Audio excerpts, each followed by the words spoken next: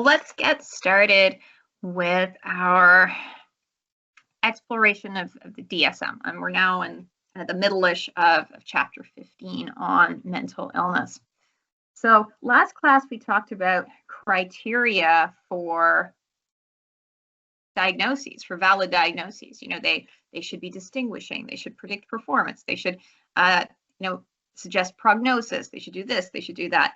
Well, not all diagnoses in the DSM actually meet those criteria. So the textbook seems to be critical of the idea of mathematics disorder. One of the biggest criticisms of the DSM is that it's categorical.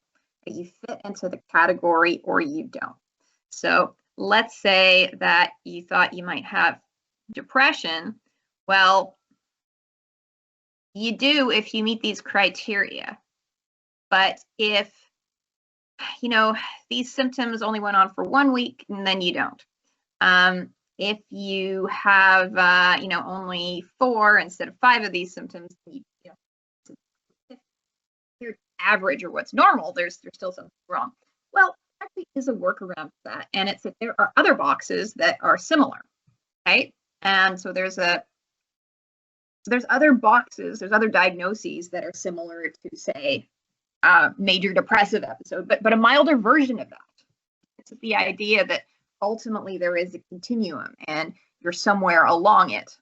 And so there are conditions that are more like a milder form of depression. So there is dysthymia, for instance, right? And to qualify for dysthymia, I think it's called persistent depressive disorder, chronic depression, it has to go on for 2 years. So you have more time for this to happen in. And you only have to have 2 of the symptoms and not any one in particular. So it's a lot easier to get that diagnosis. And then if you got that diagnosis, well, actually, maybe it's a more appropriate diagnosis than major depression. And you still benefit from the diagnosis. There's still discussion of it, there's still understanding of it. There's still research on it. You can still look up the prognosis and you can still get treatment for it. So there is a workaround for that categorical nature just by creating more categories that themselves reflect the dimensionality of the issue.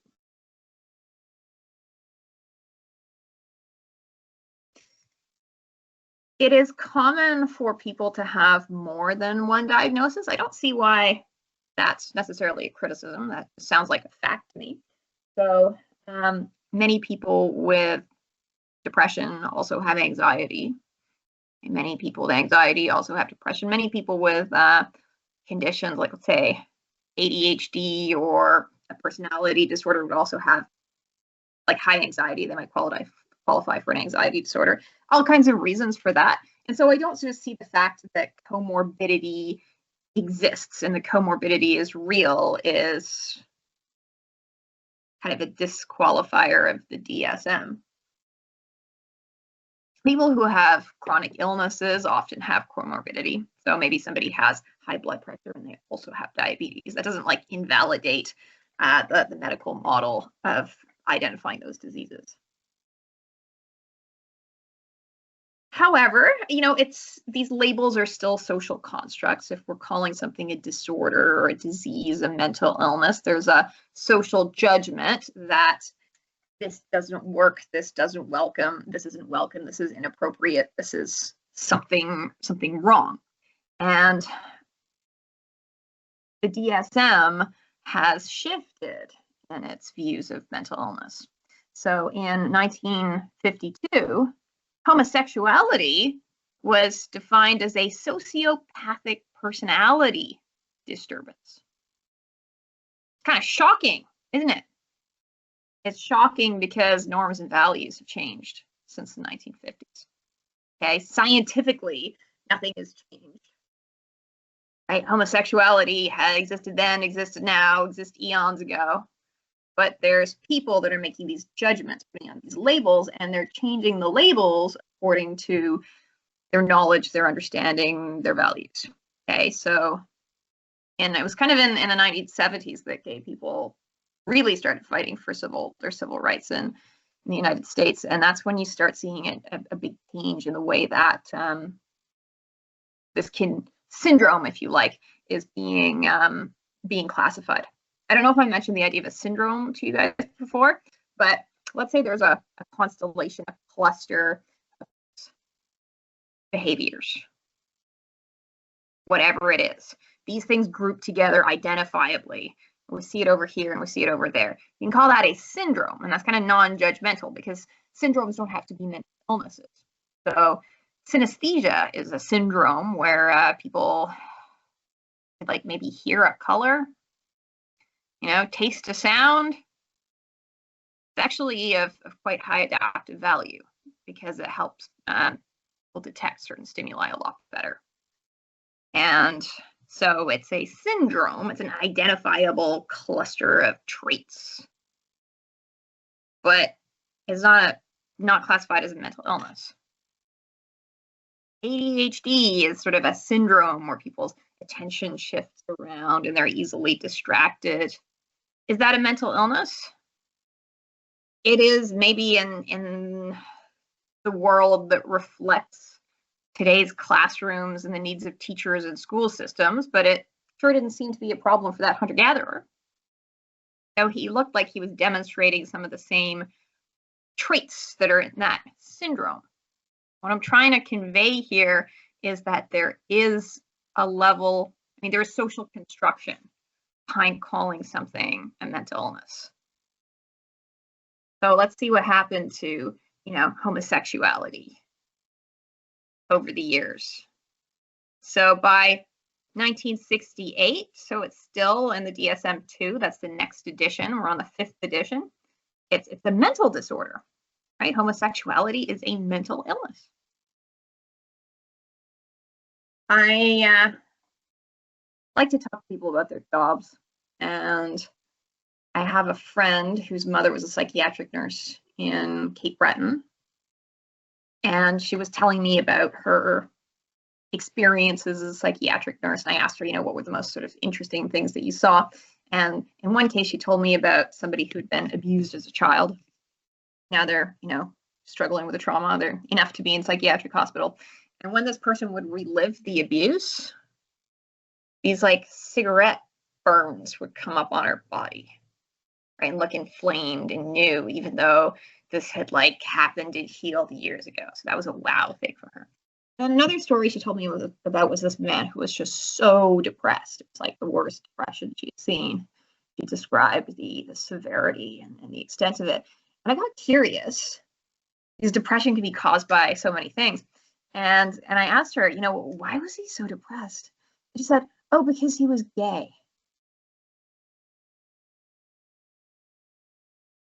Now, is the depression caused by the homosexuality? Is that what is really causing the depression? Or is it maybe mediated by social exclusion? Is it because, his religion, he's probably Catholic, told him that wasn't acceptable and he can't act on those desires? Is it because his family rejected him? Right? Did his father say that he failed him? Did they shun him? Did his community see him as some kind of a monster and a predator? And imagine if he even really didn't want to have this orientation or these desires. Sexual orientation is very biological. Not going to be able to get rid of it, right? You can't pray away the gay. So what happens? He becomes very depressed. So now, which one's the mental illness? Is homosexuality a mental illness, or is depression a mental illness, and it was brought along by the way that he was treated? I wonder what happened to him. Maybe I'll ask if I see that lady again. So now, 1970s is where you see a big advocacy movement in the 1970s. And so now they're not calling it a mental disorder, but they're calling it a sexual orientation disturbance. Well, what's the difference between a disturbance and a mental illness? Like if you say, hey, that person is mentally ill, probably has the same stigma if you say that person is disturbed. So I don't sort of see that much progress. In 1980, now what have they got? They there's an introduction of the idea of a gender identity disorder. Right. The disorder is like being distressed about your sexual orientation. Well, be distressed about your sexual orientation because of your sexual orientation, right? Or as Fassian suggests, is it about the shame and the judgment and the stigma? So what is the real problem here? My sense of the DSM-5 is that it has like gender boxes. And maybe people could be distressed about not fitting into one of the gender boxes. I didn't see that it had much of a kind of an understanding of non-binary identities, or that it could be okay to be queer. And so maybe you have some people who don't know that it's okay to be queer or androgynous. They don't know that it's or it isn't okay, and for them to have a beard and also wear eyeshadow and a dress and mix it all up. You have to be like one or the other. And they're like, oh no, which box, and does my body fit the box? And so you have this kind of being in a box disorder. And that's where I find they're sort of focusing on now, is like gender dysphoria. So maybe, but I think it allows that if the person isn't experiencing this kind of distress, then it's not an issue. But there's still this idea of like dysphoria gets at the idea of the distress, but that not being in a box is a problem. We have to fix that so that you can be in one of the boxes. I see things changing around me as I get older. In my head, I'm still, 17, 18, like you guys. Actually, I'm 20 years older, and I've seen the world changing. And in my day, I recall queer folks being way more kind of closeted and way more like kind of presenting as one or the other, as sort of masculine and feminine. And I love seeing people mix it up, right? I love seeing somebody that's just androgynous, have long hair and, paint their nails and have a beard. I didn't see that stuff when I was growing up. Okay, because you had to be in one box or the other. So I think it's great that people are pushing back at the boxes.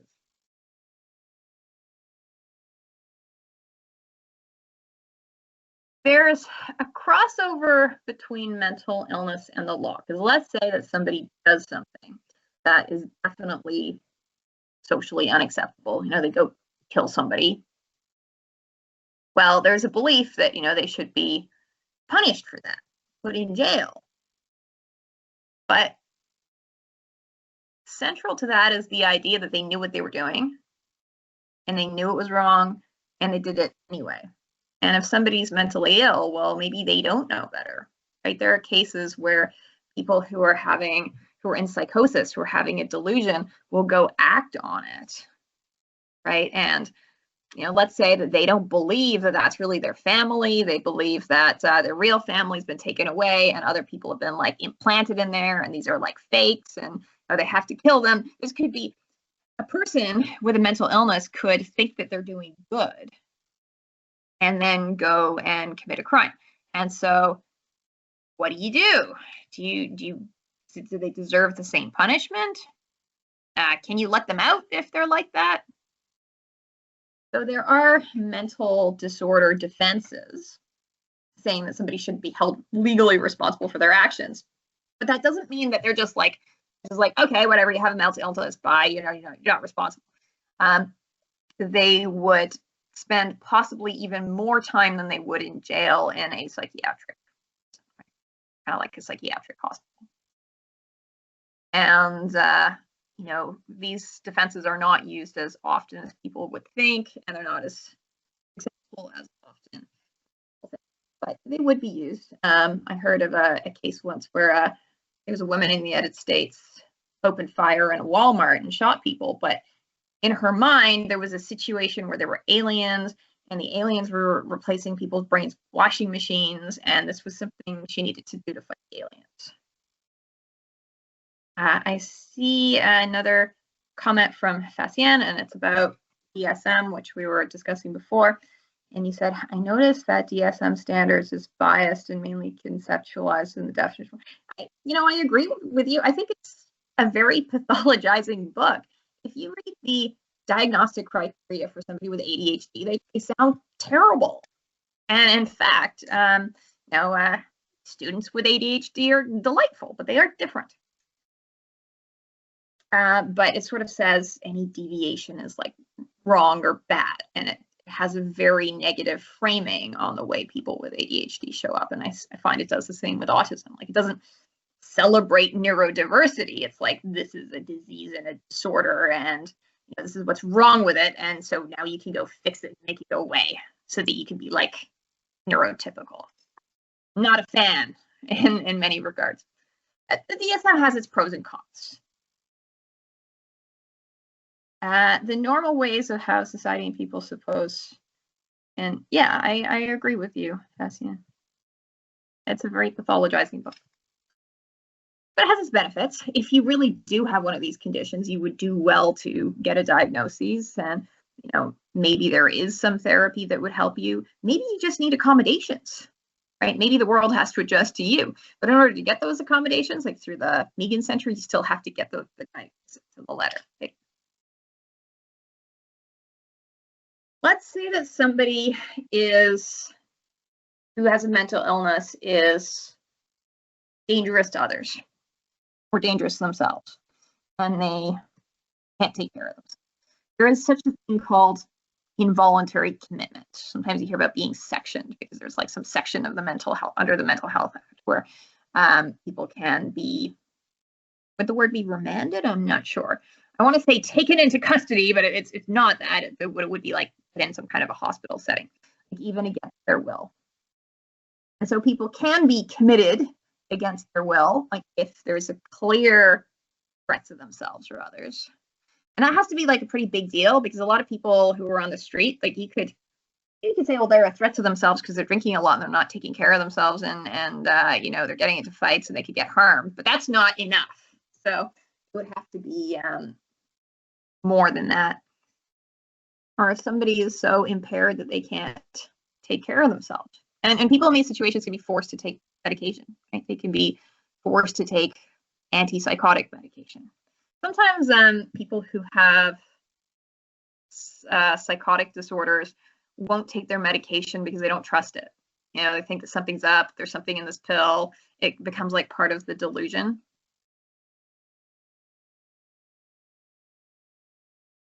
Your textbook runs through some common like myths about the mental disorder defense. What do they call it? Yeah, mental disorder defense. So people might think that, oh, this is a way that you could like get off for a crime. And so sometimes people will malinger on questionnaires that look for psychopathology, like the MMPI, because they're thinking, oh, well, if I could qualify for a diagnosis, then I could get at it. It could be part of a defense. However, as I've said, it's not used that often as people think. It's not successful as often people think. And then people don't like escape responsibility, right? They still, but they have to go to like a psychiatric prison. There was a case where there was some community upset about a man who was released. He had killed his wife and I think 3 kids. And people were upset about him being released back into the community. However, this was a case of mental illness. Now it's like identified and treated. He's taking the treatment and he doesn't have these delusions anymore. Well, is it really fair to keep him in prison? Is that really ethical? I mean, he probably feels terrible about having his family. But, assuming that he's taking that medication, it's, what are you accomplishing by further punishing him? I have a family friend who is a psychiatrist in Britain, and his job had to do with being on these like panels where people who are sectioned appeal it, or they might be asked to be let out again. And what he told me was that there's a certain way that you get past that panel, and it's by saying, yes, I didn't realize it, but I was really mentally ill, and now I've I'm taking the treatment and the treatment's working for me. Thank you so much. I'm gonna keep taking the treatment. And then you get out. But what you cannot say is that, this has been a mistake. Like, I don't have these symptoms. This isn't the right diagnosis. Treatment's making me worse. You can't sort of can't challenge the system and get out. Apparently, there was your textbook also talks about a study where I think it was about 8 people faked their way into psychiatric hospitals by saying that they had certain symptoms of like schizophrenia or hearing things. They heard 3 words. One was thud, one was something else. It's in your textbook. Anyway, the game was like, let's say once they're admitted, they're going to be completely normal. How long do they have to stay there until they get out? And this sort of reflected what I'd learned from my friend. So they got out after an average of 3 weeks, being seen as in remission, but they had to sort of kowtow to the like power structure and agree with it in order to get out. You can't sort of say, no, like I don't, that was a fluke. I don't hear them anymore. I'm fine. And while they were in there, they were pathologized. So one of the pseudo patients was just like writing in their journal, and the nurse is like, writing behavior. And I've lived with that stigma, because at the university where I was a grad student, it was known to my professors that I have a disability, and I got stigmatized insanely to the point that if I walked through the hallway, that was disruptive. There are reports that are like, it is 4:03 p.m. and Tanya walked through the hallway. She didn't come into the main office. She walked to the end of the hallway and back. And like everything was just like this sort of spook thing. And if I'm in the hallway, well, then I'm lurking. I'm stalking my professor. I couldn't do anything without it being seen as like deeply malevolent or unpredictable, unstable, dangerous. So I mentioned that people who, for whatever reason, might want to get a diagnosis, like let's say they want an accommodation they don't deserve, or they could get some, I don't know, benefits that they shouldn't qualify for.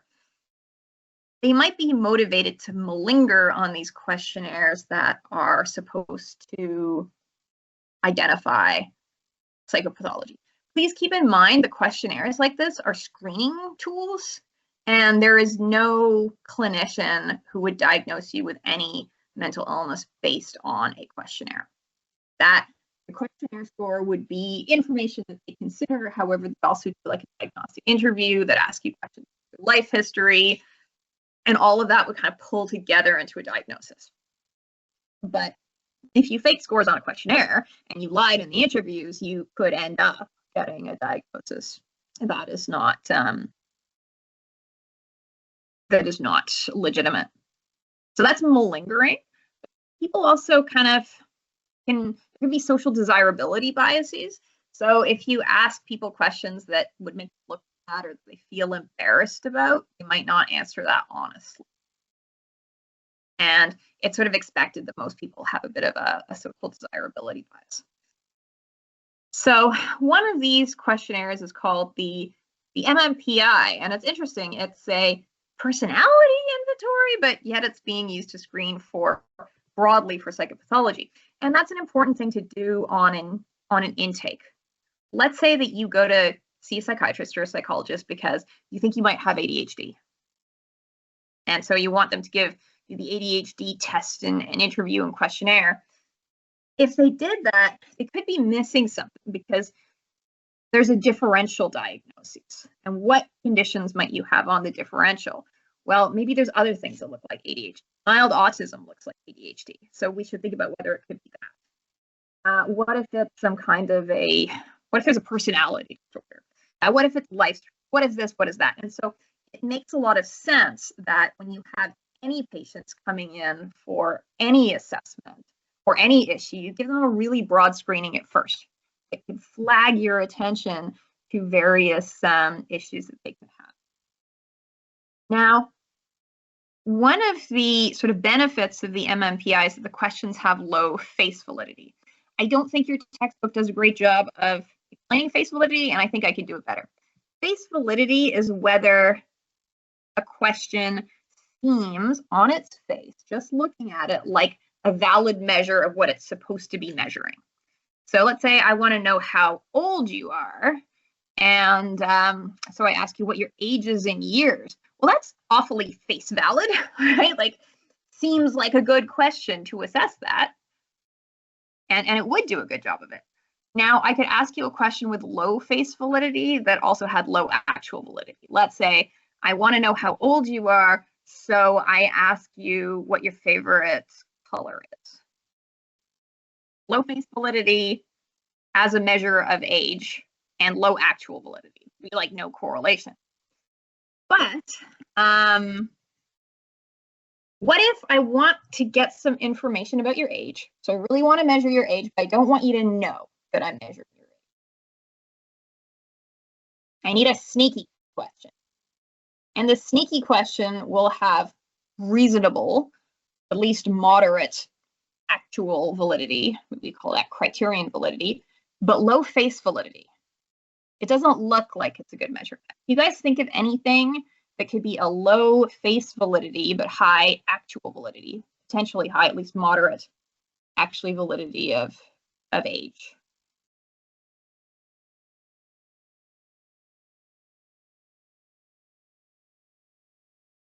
Sure. Phoenix just threw one out. So we could ask people what TV shows they liked in childhood. And, you know, when I think of childhood TV shows, it's like, oh, there's the Flintstones. What else was there? Like those Bugs Bunny things were on TV. Teenage Mutant Ninja Turtles was a big one. I liked Power Rangers. I was into Power Rangers. That was my favorite TV show. So that question, that dates me. Oh, what else? Are you afraid of the dark? That was one of my favorites. When I was a teenager, Buffy the Vampire Slayer was the thing. You had to be like at your TV at 8 o'clock because Buffy the Vampire Slayer was going to be on. And it'd be disappointing if it was a rerun.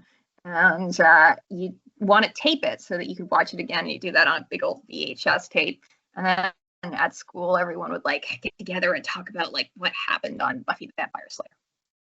So that totally hates me, right? Like obviously I'm a 90s kid. Somebody seeing that question might not understand that it's actually a measure of age. And let's say we have some reason for wanting to conceal the question. Like we're trying to find out if you could be mentally ill, right? So I hope that, that's a good example. I see I had another one. What year did you graduate high school? That one is definitely a measure of age, but it has much higher face validity as a measure of age. I can look at that and be like, yeah, you're measuring age because everyone was like 18 when they graduated high school. So that one has high face validity as a measure of age, not low face validity. But was it Phoenix suggested a good one? Have low face validity and yet totally dates a person, reflects their age. Good. Okay, so it's thought to be an advantage because you're still asking like a criterion valid question, but the person doesn't know. Because if they did know, then maybe they'd change their responses. The MMPI is a long ass question. There. 567 questions. Imagine an exam with 567 questions. So sometimes if you get a psychological assessment, it'll be booked over several days and you'll have like a 2-hour period here and a 3-hour period there while you're writing these questionnaires. And maybe you have an interview after, or maybe you just have a session where you write a questionnaire over 2 or 3 hours and then come back. All of this at $250 an hour. The MMPI has scales that are designed to detect things like impression management, and that gives you maybe a sense of somebody's personality. There's scales that try to detect malingering. There's a scale that tries to measure kind of a self-defense responding. I think it would have been more helpful if I had found examples of all of these for you. You can see them here. They're the L, F, and K scales. What is a question that could detect impression management? I'll ask you that question. I'll throw it out there. Let's say you wanted to measure whether somebody's trying to look good, like a good citizen. What kind of question could you answer them?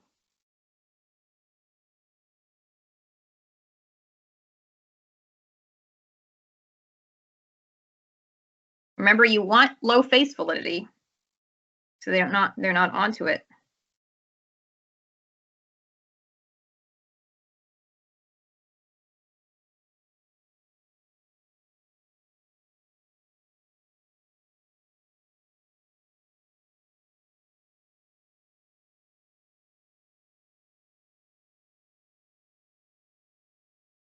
So Liam says something misleading, something that, for example, someone may think of this. Okay, so the question here is that I'm asking you to come up with a question for that could be on the lie scale.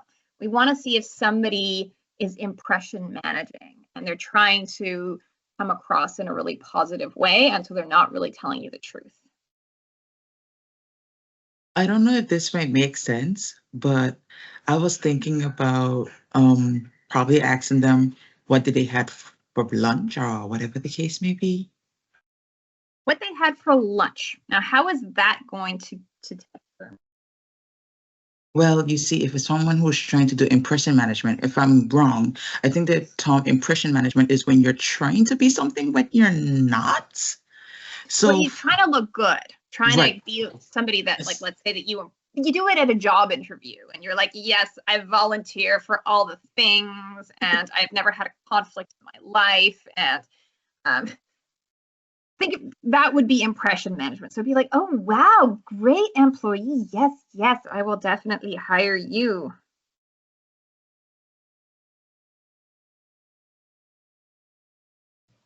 Wouldn't it work like if you ask an athlete what they had for lunch and they're trying to pretend they're actually fit? Well, let's say I'm trying to think of something better.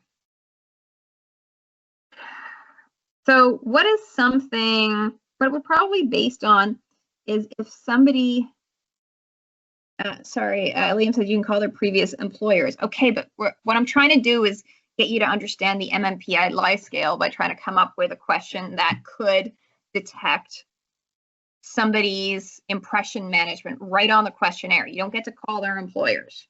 You don't have consent to do that.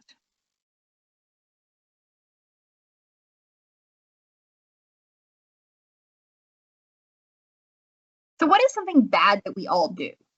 And we're going to ask them if they do it, and they're going to say, no, I never do that.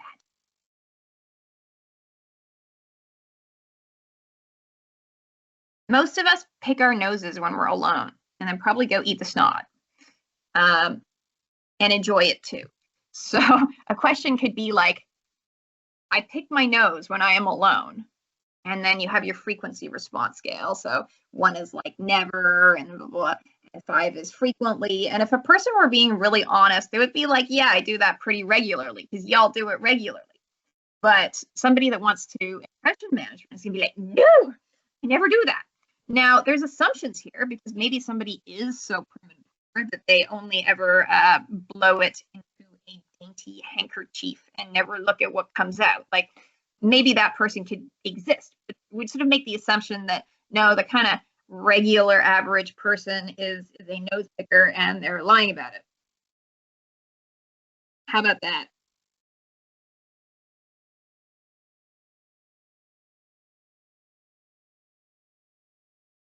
There would be questions that, okay, malingering is faking something, like faking being sick, faking having symptoms of a mental illness when you don't actually have. What could be a strategy to find out if somebody's malingering?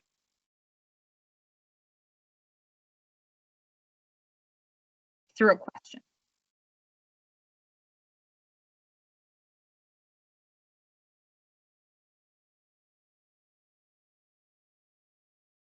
Lillian has a decent idea. You could ask if you consider yourself, insert good quality here. So this is, Lillian, what you're getting at is impression management. Going back to the first scale, I think you have a good idea here. So ask if you consider yourself, insert good quality. And now let's make it something impossibly good. Okay, that is just like unrealistic.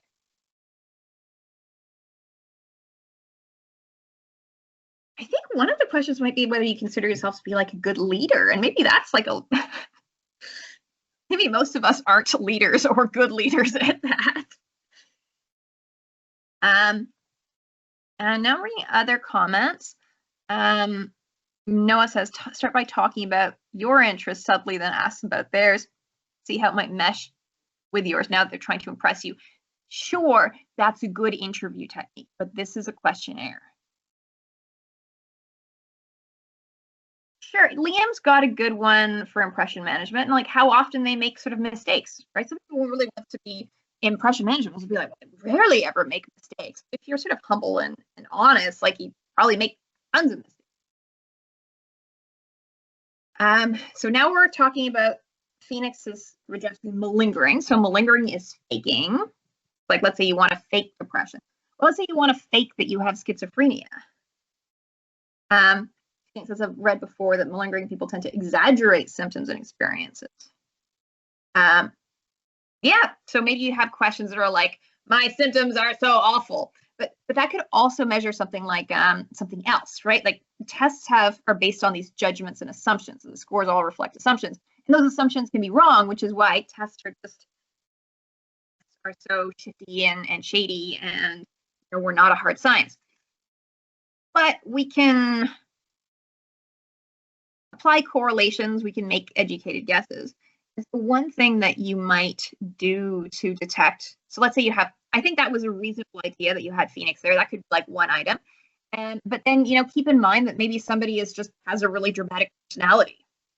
But that might come up on some other scales. So you think like, oh, okay, this is like, I don't know, that looks like they have BPD and that's associated with that, why they have these, answer that question in that way. So we look at the whole profile and then speculate about what's going on. Somebody who's malingering might not know really that much about the disorder. And so they might sort of say that they have impossible symptoms. Schizophrenia has a natural history. It develops over a course. And, there's positive symptoms, which are, when I say positive, I don't mean good or desirable. I mean, they're added on to normal behavior. There's the addition of hallucinations and delusions. That's later on that as the disease progresses, that people have a loss of interest in things, that they get sort of catatonic, so maybe somebody who's faking would mix those up in a way that you wouldn't really see. Liam says the nose picking is that 90% of people pick their nose. Does that mean the other 10% are lying? They really do, but they're like, no. How do you know? Is this based on self-report? 70% of people think that they are the only one who does it. There's also like sneak ways of picking your nose to make it look like you're really scratching your nose. That's impression management. Okay, so this is what a profile might look like. And here, this is from your textbook, this person, they look like kind of scoring over the expected value on the depression scale. So maybe something could be coming there. I'm not going to be too concerned about like lying and impression management and malingering, because these are all kind of below the kind of threshold. And what's the tallest one there? HY. There's HY. Hysteria. Oh, this sounds sexist. So does, why is there a masculinity femininity scale? What does that have to do with psychopathology? I want to get a copy of this scale where it has hysteria and masculinity and gender on it. Now I want to see the questions, but a lot of these are behind lock and key, and you have to be like a registered psychologist to get a copy. But I mentioned we could pick it apart. That'd be fun.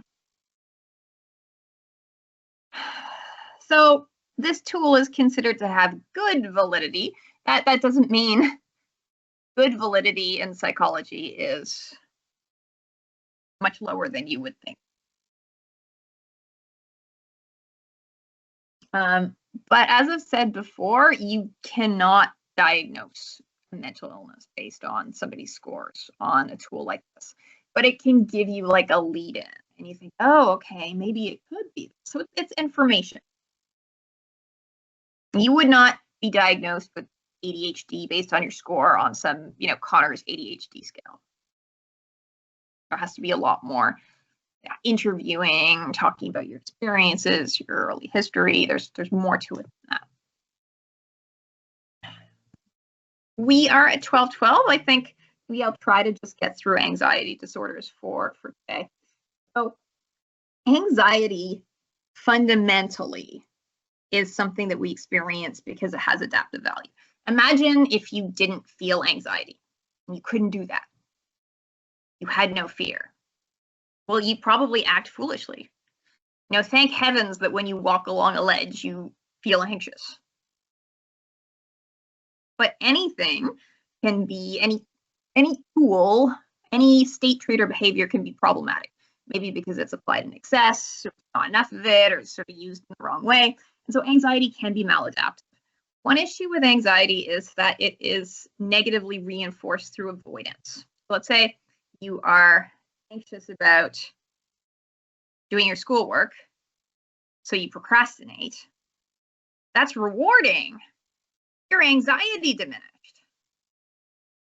It's negatively reinforced. It increases the anxiety being reinforced through the fact that it was taken away by the avoidance. And now you're never going to get over your anxiety. Anxiety is one of the most commonly diagnosed.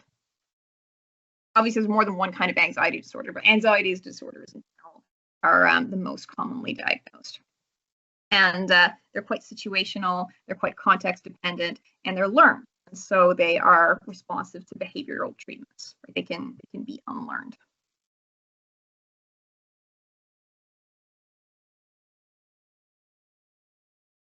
Some people aren't that in tune with themselves psychologically. And they might not realize that their anxiety is anxiety. Okay? Yet they know about the racing heart. They know about the queasy feeling in the stomach. Right? They know about the dizziness. And so they might think that they have some kind of a physical disorder without recognizing that it's really anxiety. Doing that is called somatization. So you can somatize your anxiety. So psychologically, you're anxious and it comes up in your body, and you experience it in your body, and you can sort of make it about that without recognizing what's going on.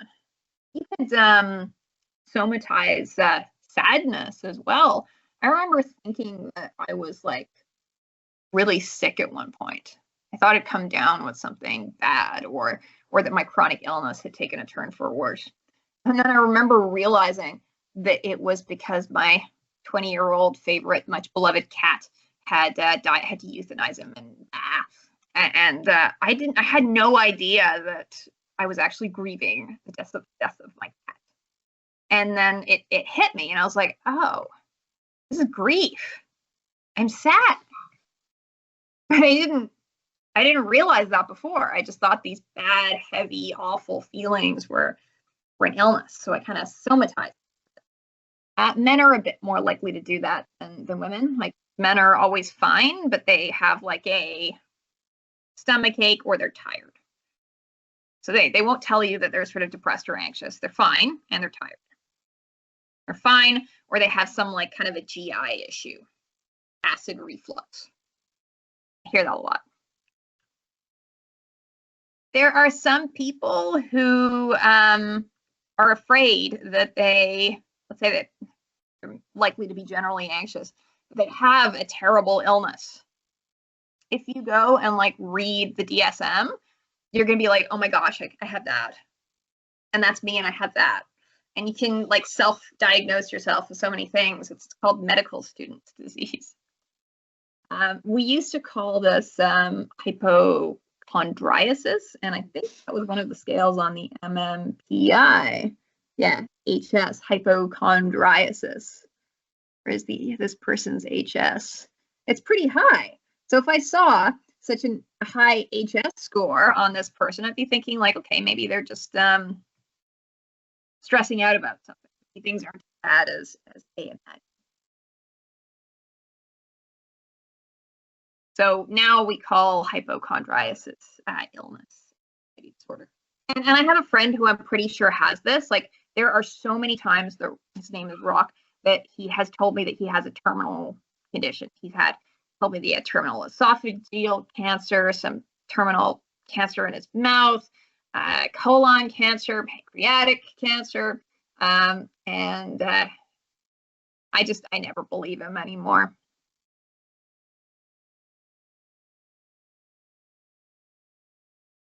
There are different kinds of anxiety disorders. General anxiety disorder refers to sort of continual feelings of worry, right? Anxiety. Often they're physically tense. And, 10% of the population has a pretty high prevalence. And it often develops after some kind of major stress or life change that make people become kind of hyper vigilant. Mood disorders and anxiety disorders are generally a lot more prevalent in females. Okay, boys and girls tend to have the same rates of like anxiety and depression, like obviously like low in childhood. Then puberty hits and it skyrockets for females. And this seems to be the case over the reproductive years. And then later in life, as people get older, these behavioral gender differences shrink a lot. Okay, and it becomes more similar. And a possible reason for this is that maybe a woman's anxious emotions aren't adapted to her or not adapted to getting a task done. Maybe they're actually adapted to the mother-infant dyad. Have you ever babysat a toddler? You have to watch the toddler all the time because it's going to do a dumb thing and kill itself any possible minute. Let's say there's a counter with a bowl of hot water or whatever. Well, it is definitely going to go and grab it and pull it down. If there is I remember a student once brought her toddler to class, to a psychology class with her. The kid was running around. The first he went was like behind the lecture podium to the wires, and it looked like he was trying to bite the wires. Little kids have done things like take a knife and stick it in. So curious. And we're born when we're sort of immature because we have these big brains. Head's not gonna fit through the birth canal anymore. So we're born immature, and then our parents have to, usually historically the mother, watches us while we do curious, silly things. Right? Babies are always like grabbing things that they're gonna fall on them. They put things in their mouths so they might choke. And so maybe it's adaptive for the female to be like, what if this could happen? What if that could happen? And they seem like really irrational things, like maybe in the workplace, how could that happen? But if you're dealing with a toddler, like it's gonna do that. So maybe it's adaptive in that case. So a possible argument from evolutionary psychology, speculative of course, like all evolutionary psychology arguments, is that the emotional profile of a woman of childbearing age is adapted more to the mother-child triad and to other things. Any questions about that?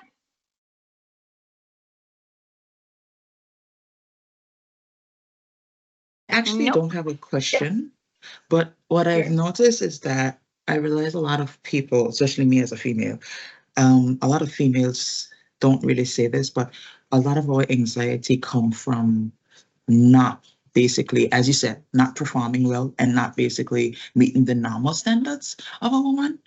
And it's especially very hard, especially because I'm a mom. And it really is frustrating sometimes where when you're trying your best to raise your kid and out of the blue, there's someone who's saying, oh, you're not doing it right. And it's like, okay, so what do you want me to do? Like, can you do something better? Like, it makes you question. And then your anxiety just grades up because like, okay, what am I doing wrong?